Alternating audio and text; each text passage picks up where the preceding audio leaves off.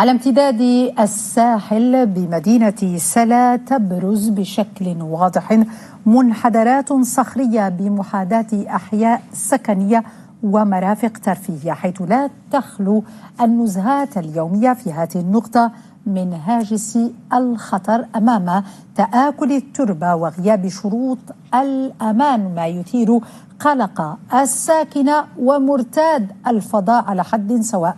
في انتظار حلول ملموسة، جماعة سلا ترد وتقول إنها خصصت نحو 250 مليون درهم للتصدي لهذه المخاطر.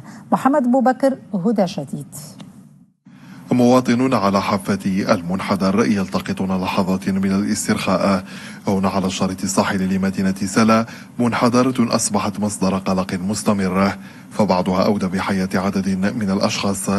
مع المد والجزر تتسع الفجوة أكثر فأكثر لتصبح المسافة بين الطريق الرئيسية والحافة لا تتجاوز أمتارا قليلة فقط. السؤال ديالنا اللي بغيناه يكون عليه جواب، هذا الشيء كاع اللي وقع في هذا الحي وباقي حتى شي حد ما نتابع اليوم. يعني هاد الناس كاع اللي عاشوا مكلومين، اللي فقدوا سواء اطفال ولا شباب ولا ناس كبار، جاو غير من اجل الفسحه وما عرفوش شنو صابهم. يعني كانت فسحه منتزه حتى ولا مأتم. حاولوا ما امكن يكون واحد الحل. حنا ما نهضروا لا على دراسات ولا على الميزانيه ولا غيرها، ولكن نهضروا على ان ما دار حتى شي حاجه اللي غادي تبان غير ان دار واحد الباريرات بان راه خطر وغيرها. هذا ولا فيه اشكال على المستوى الساكنه من حيث الطريق ان السرعه وغيرها من الامور، غياب التسوير، علامات كتدل على ان راه كاين اشكال ديال المنحدر وغيرها.